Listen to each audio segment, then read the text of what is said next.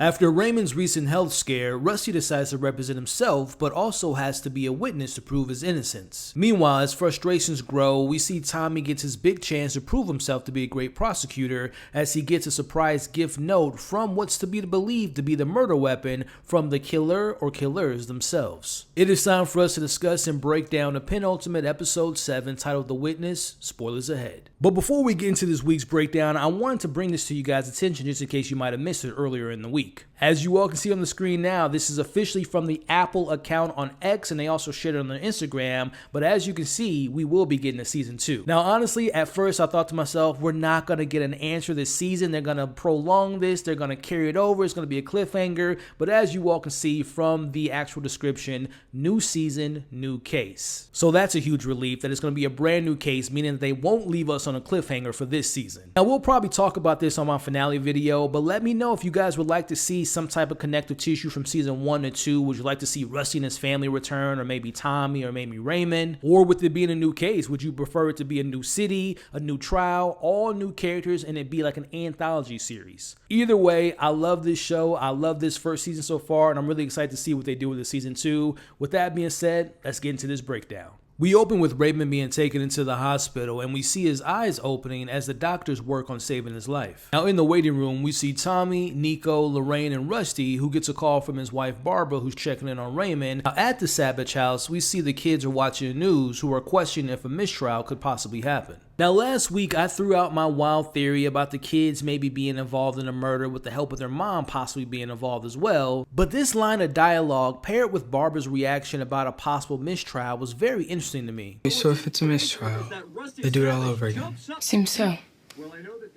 This is so fun. Now, I could be reading this scene wrong, like they can 100% be concerned about their father, obviously, but I read this scene as them being disappointed that Rusty could get off by a possible mistrial. Back at the hospital, Tommy shows sympathy to the situation and offers help to Lorraine as the doctors let her know that Raymond will be okay. In the truck, we see Nico expresses his concerns with Tommy about how Rusty looks like a hero in the eyes of the jury and suggests that they maybe call for a mistrial. Tommy disagrees because he feels like they're winning. Now, for me personally, I saw the trial being pretty close up until this point, and I can see where Tommy is coming from. Now, a few breakdowns ago, I ruled out Nico being involved in the murder of Carolyn, and this scene definitely kind of rules him out in my opinion, because if he was the killer, why else would he suggest a mistrial knowing that Rusty would get off? Now, speaking of Rusty, we see him watching the news, who brings up the big question, which is, could Rusty possibly represent himself in this case after what happened to Raymond? Which we cut to the next morning, where that very important question is the topic of conversation with the judge, who now has both parties in front of her. As Nico brings up that the mistrial would probably be the best option moving forward, but Maya and Rusty oppose. Maya says that she's prepared to take over for Raymond as soon as the very next day, as Rusty says, I'd like to represent myself. Now, Rusty taking lead comes as a shock to everyone, and to me, maybe even Maya, as he brings up him having more experience than her. Now, Rusty being asked to be a witness in this case is off the table for now in order for him to represent himself. At least that's what he agreed to with the judge, who tells him, if you even hint at giving your version of events, I will allow prosecution to put you into that witness chair, where you will be subject to full cross-examination. As Rusty says that he fully understands the terms as the trial will resume the next day. Meanwhile, Mr. Caldwell is upset with both Tommy and Nico because Michael will be cross-examined by Rusty, who they know is a killer in their eyes. Now, not to jump too far ahead, but let's keep note of this scene for what happens at the very end of this episode, and also keeping tabs of all the people that Tommy upset within this episode. As the news is out to the public about Rusty representing himself, as we see the reaction from his family. Again, I could see these reactions by the family being looked at in different ways. They could be looking at him want to represent himself as their father completely losing his mind and fully in desperation mode, or they could be mad because one of them did it and they know how good Rusty is in the courtroom, and maybe he'll figure out that one of his family members were actually responsible for killing Carolyn.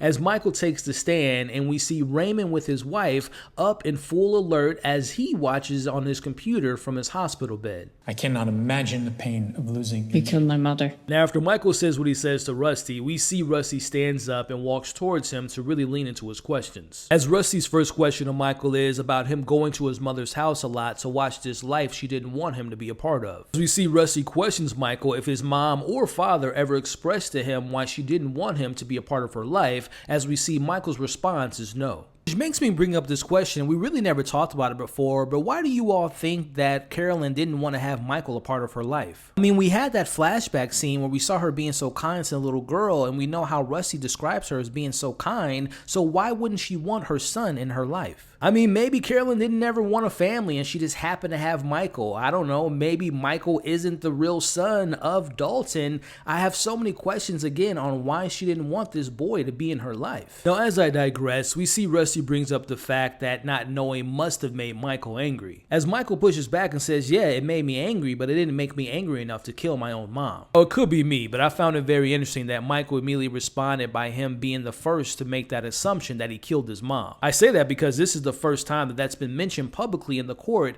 and Michael is the first one to say it. Again, keep this in note for what happens at the end of this episode. As Rusty shows the jury a number of text messages between Michael and his mom, you'll notice his mother's name is under POS mother. Also, you'll see that we didn't see her responding to each of the messages, which clearly show that Michael was getting upset by that, as he flat out texts his own mom that it would have been easier if she would have been dead and that she ruined his life. As Michael brings up the fact that his mother not only ruined his life, but also his father's, which again makes me think that maybe Michael knows that his dad isn't really biologically his father. Again, wild theory, as Rusty continues to push him to speak to where these very troubling words would have led to her death by the hands of her own son.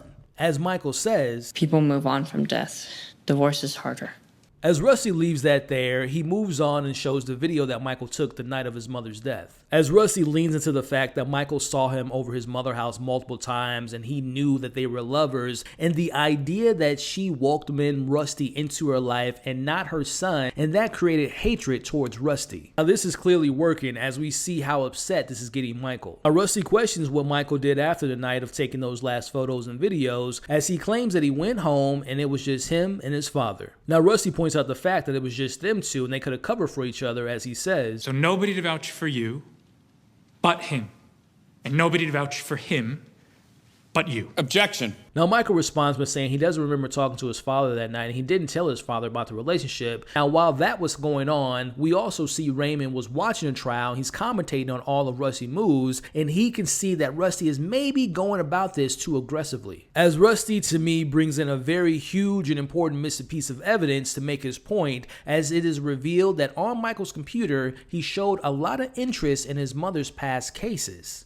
In one of those cases being Bunny Davis, which to Rusty's point would explain why Carolyn was found exactly the same way that Bunny Davis was. Now Rusty takes it up another level as he flat out asks Michael if he is responsible for the death of his mother or if his father did it. Now this clearly causes chaos in the courtroom as Dalton approaches Rusty with aggression and has to be restrained, and he looks and tells Tommy, Step back, Mr. Caldwell. I'm supposed to be watching you.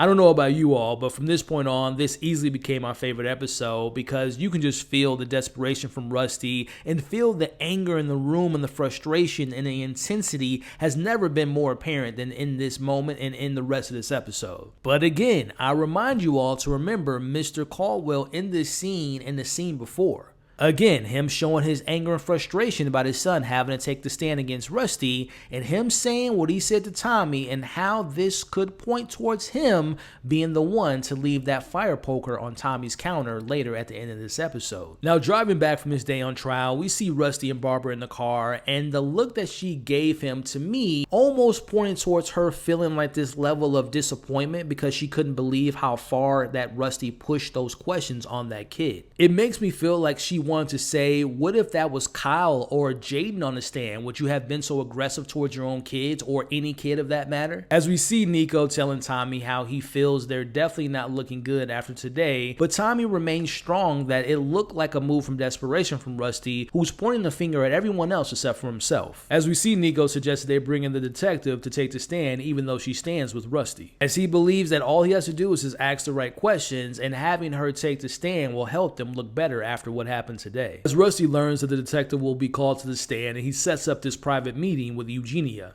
Now, I don't know if this conversation should be able to take place with her being a witness, but we see that she calls Rusty an addict and that Carolyn was his drug. as he proceeds to say that maybe she gotten it all wrong, and she starts to piece up this story about Rusty and Carolyn, as she says that she thinks that Rusty learned about Carolyn having the baby and wanting to keep the baby, and that led to him killing her. Now, clearly upset, we see Rusty kicks her out of his car in the middle of the rain. Now, the question I have for you all is, what caused this switch? Like, this kind of felt out of left field to me, because literally just a couple days ago she was Team Rusty, but now she's not. I've continued to have my suspicions about Eugenia, but I think that it really boils down to her just being a jealous person who wished that it was her that Rusty was sleeping with instead of for Carolyn. Now, moving forward, I don't know if Eugenia is gonna like completely go full on against Rusty and testify what she just said, but I just see her again just being someone that was jealous, and I don't think she's gonna have any more impact on this case in the finale, but I could be wrong. As we cut to the next morning with the detective taking a stand, we see Nico brings up the visit that both her and Rusty took to Liam, as he plays the audio from when Rusty and Liam last spoke of Rusty asking him if he'll be willing to say that he had an accomplice, which clearly doesn't sound good at all in front of the jury, basically Nico calling it a bribe. As the conversation about what she was instructed to do with the evidence is brought up, we see Nico brings up that him and Tommy were told to keep this from them, as Nico tosses it to Rusty to question her next. As you can see, Nico and Tommy both are feeling pretty damn good right now. Rusty insists that he told her to keep the evidence from them because he felt as though that Rico and Tommy would not conduct a fair investigation. Look, at this point, Tommy, Nico, and hell, Raymond and Maya know exactly what they're doing, which is pushing Rusty and having him get to his breaking point and breaking that promise he made to the judge, which would force him to take the stand, and Rusty is 100% taking the bait. Now, back at the Savage house, we see Barbara confronts Rusty about him being back on Ritalin, which he claims helps him focus, and without that, he wouldn't be able to. Now, last week, we had his daughter bringing up the possibility of him forgetting traumatic experiences, and now we learn that he's taking pills to focus more.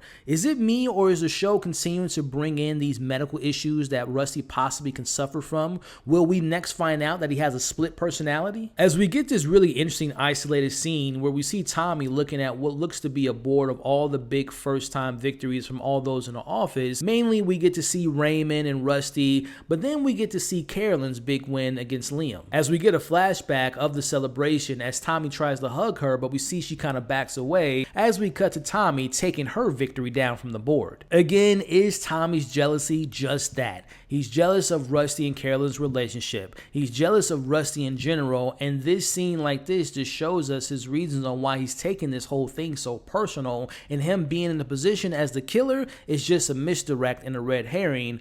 Or is this another example to show us that he is actually the killer? As we head into the next day of court, and the show sets up the stage for what I think is the best scene later on of this episode and possibly of this season so far, as we see Tommy calls Rusty to the stand. Now, before that incredible scene, we cut to the judge pulling them aside to her office and questions why Tommy just did that. As Tommy reminds her of the deal she made with Rusty earlier, as he puts it, he inserted his own innocence. As the judge agrees with Tommy and gives Rusty two choices. You want a mistrial? I'll give you one. No questions asked.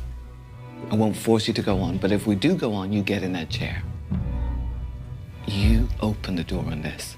Now, Rusty, against Maya's advice, he decides to testify. Now, this decision causes a fight between them, as she sees him taking the stand as him making himself a target, but also him being a narcissist. As Maya tells him that she thinks that Rusty did this on purpose, and he responds by telling her that he just knows what he's doing, as she takes this as a big slap in the face and she tells him that she's done. Again, I'm no lawyer, but why didn't Rusty just take the mistrial? Now, for those who don't know, basically a mistrial is a trial that has no legal effect with regard to one or more charges brought against a defendant because of some serious error or misconduct in the proceedings or a hung jury. Which no charges sounds good to me, right? But Rusty wants his name cleared by a verdict and not a mistrial. Maybe he knows how it will look from the court of public opinion that he got off because of a mistrial, and he just wants to prove his innocence in the best way in his eyes, which is by a jury in the court, that he knows that his innocence will probably be put to question if, again, he were to take this mistrial. Now, the question I have for you all in the comments below, if you were Rusty in this position at this very point, what would you do? As the kids talk amongst themselves about their mom finding out about Rusty taking the pills again, which again, the Ritalin helps him focus, but also can reduce impulsive behaviors. Again, I hate to sound like a broken record, but did you all notice Jaden's reaction in this scene? The reason it caught my attention was because her finding out her dad will be more focused on the stand didn't come off as like she was upset to hear that her dad was on these pills, maybe it not being like a good look looked for him taking a stand. I looked at it as, well, my dad is now more focused and she didn't want him to be focused because, again,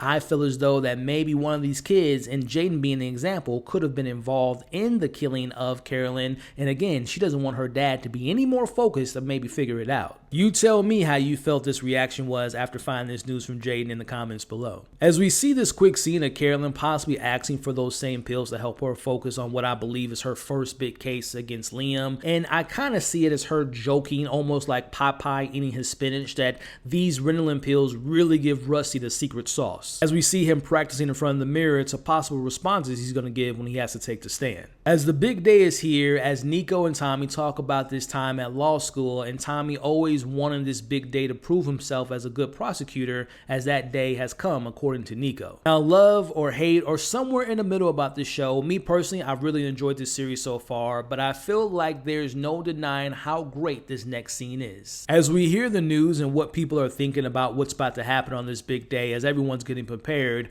we see Tommy taking off his traditional tie and going back to that same board where we see his first victory as he takes down what I will call a bolo tie cowboy necktie in replacement of his traditional tie. I personally don't think there's much symbolism in this particular tie for Tommy, but I think it takes him back to his earlier days and shows his commitment and his eagerness to win this case. We get this great transition shot of Rusty cutting his face while shaving as he gets blood on his fingers, almost kind of giving us as an audience of him looking at blood from his hands from maybe Carolyn. He heads into the courtroom and he has to fly in solo. He ends up getting a call from Maya, who gives him some advice, and she also lets him know that she'll be there for his side. But we also get a really great moment of Raymond back and healthy and ready to help defend his friend in court. Now, I'm not gonna lie, I wouldn't say I teared up, but I did get a little emotional when Raymond appeared and he's healthy and he wants to defend his friend. For a second there, I almost thought that Rusty was just having another daydream. With Raymond, Maya, and his family there, we see Rusty takes a stand against Tommy, and boy, was the tension between them clear as day in this incredible scene. As Tommy questions Rusty's truthfulness towards the detective and if he disclosed information such as the fact that he was at her house the day of the murder, which at the time we have to remember that he was the chief prosecutor, as he tells Tommy he didn't disclose that information to her. As Rusty's obsession is put to question as he tells Tommy that this was love and not being obsessed. As Tommy brings up the fact that Rusty was there the night of Carolyn's death in hopes to get back with her, and just like Rusty did to Michael earlier, we see Tommy brings up the messages from Rusty, and man, they did not look good at all. Now, initially, you can see the aggression within these messages and see the tone of what Rusty was coming from, but eventually we see him saying to her that he wants to spend the rest of his life with her, as the camera brilliantly pans over to Barbara to see her reaction of these text messages. As Rusty's frustration in these text messages continue to show up, we see Tommy wants to define the definition between which side he was on. Was it frustration or anger, as Rusty tells him that it was passion. I love when that score popped in. I honestly sat up and I was on the edge of my bed watching this, and this line from Rusty was just so great. Passion's a dangerous drug, one that you're not immune to yourself, Tommy. So consumed with trying to take me down that you have lost sight of the fact that you have no real evidence. Yes, I was in love with her. Yes, I did not disclose my presence, but I did not kill her. Now, Tommy brings into question the fire poker, which is very interesting considering what happens in this episode, as Rusty says that he's not a violent person and he didn't kill her, as Tommy has Brian stand up. As Tommy plays the video taken from a neighbor's camera of Rusty beating him up from a few episodes ago, we see Tommy makes the point about Rusty's anger. As honestly, Rusty has a solid reasoning to his actions in my opinion, as he says, Weakness, emotional instability, and I apologize for all of those things. I am guilty of all of those things. But what I am not guilty of is killing Carolyn Polimis. But it doesn't stop there, as Tommy brings up Rusty's moment with the medical examiner where he grabbed him by the lapel of his shirt. Man, Tommy did not disappoint. He arrived on his big day and he made his point very clear to the jury. This scene was just incredible, as we see Nico tells Tommy how extraordinary that was. Honestly, in that moment, I'm like thinking to myself, why don't y'all just make out already? Like, look at the face of Nico, basically almost showing that he had an orgasm while watching Tommy destroy Rusty on the stand. As we end this episode with a flashback of Rusty telling Carolyn how whenever he's with his family, all he can think about is spending time with her. As we see Barbara confronting him about what he said in those messages to Carolyn. As we see, she says to Rusty, "Dare I ask what now?" I've said it before, if Rusty is proven to be innocent, which I think he is, I don't see them staying together after that. As we watch Tommy on the train smiling after his big day as he's headed back home, as he enters his home, he notices that all his files have been scattered around, indicating that someone was there. As he looks around, it appears that whoever was there has left, as he heads into the kitchen and notices that the window is open, and maybe this is where the person entered and also left. As we see a fire poker on the counter telling him to go screw himself. Now, obviously, the big question that we all have is, who was there, and is this the actual murder weapon? Now, as far as the last question goes, I do think that this is the murder weapon, even though I didn't notice any blood or anything on there, which makes me think whoever did leave this here, which I'm assuming is the killer, maybe just got like a random fire poker just to troll Tommy. But you'll also notice that the "go screw yourself" isn't handwritten, but instead it was typed on this sticky note. Now, my mind went straight to Barbara because of her artistic background, but my gut goes to the person that Tommy pissed off the most in this episode, and that person or persons was Michael and his father. Last week, I shared how I feel as though there has to be two people involved in this murder, and I shared my theory about Barbara helping one of her kids cover it up with her covering up the bike with Kyle, or both of her kids are both involved. But now I want to go into the father telling Tommy, "You promised to look after my son," and saying it again in this episode twice. Now, looking back at those two scenes, "You supposed to be looking after my son," you could look at it from an obvious perspective of obviously his son being victim to taking these tough questions on the stand. But let's go a little bit deeper. What if Michael killed his own mother that night? We know that she turned her back on a person, which to me means that she didn't take that person seriously, which I think could be someone like her son. As I would assume he questioned his mom about this relationship. Was he the reason you broke up our family? Why did you leave us? Thinking that he was just upset. She turned her back. He hit his mother, striking her twice with that fire poker, and he probably called his dad to help. But before his dad possibly could have arrived, he tied his mom up just like Bunny Davis. Again, I think this show is making it a point to show us that parents would do whatever it takes to protect their kids. Think about Barbara cleaning up Kyle's bike. Think about Rusty taking that bike. Which, by the way, I'm so surprised that Kyle hasn't been asked to take the stand yet, because have the people not noticed that he's in those photos that Michael took? But bringing it back to this father and son relationship, I can see Mr. Caldwell going and taking care of his son, cleaning up or whatever the case may be, taking the murder weapon in his possession, and being so upset about what Tommy did to his son that he broke in and left that on his counter. And again, just going back to us thinking that Tommy had something to do with it, right? It makes me think that maybe he knows the truth. Maybe Mr. Caldwell and Michael went to him, because we know that Michael went to them first with the photos. So maybe Tommy knows that he killed him. And again, bringing up the whole conversation of Carolyn was afraid of someone at work still is up to question. So again, I'm feeling like Tommy might have knew the truth. He didn't kill Carolyn, but he might or may not know the truth that the son and the father were responsible for Carolyn's death. But bringing it back, let's talk about this mystery person who clearly knows where Tommy lives. Person was upset with him. This person is trying to intimidate Tommy, but the question is, who is this person? Again, I still have my suspicions about Eugenia, and I'm very suspicious about those kids of the Savage family, including Barbara, but hell, maybe we can throw that all away, and maybe Rusty was the killer the whole time. Either way, top to bottom, this episode was great and sets up what I hope to be a great finale. That's going to be the end of this week's breakdown. I really appreciate you all watching this video. If you enjoy what I had to say in this breakdown, make sure you hit the thumbs up button, but also make sure to hit the share button. Share this video to anyone and everyone you know that loves talking about this show, and more importantly, leave your thoughts, share your thoughts of this episode in the comments below. Favorite moment, least favorite moment, share your deeper meanings, your theories, your predictions on who you think the killer is and what you all hope to see in the finale of next week. Also, consider sticking around by hitting that subscribe button and hitting that notification bell, that way you don't miss out on any of my coverage. Thanks again, you all are awesome, stay safe, and I'll catch you all on the next breakdown.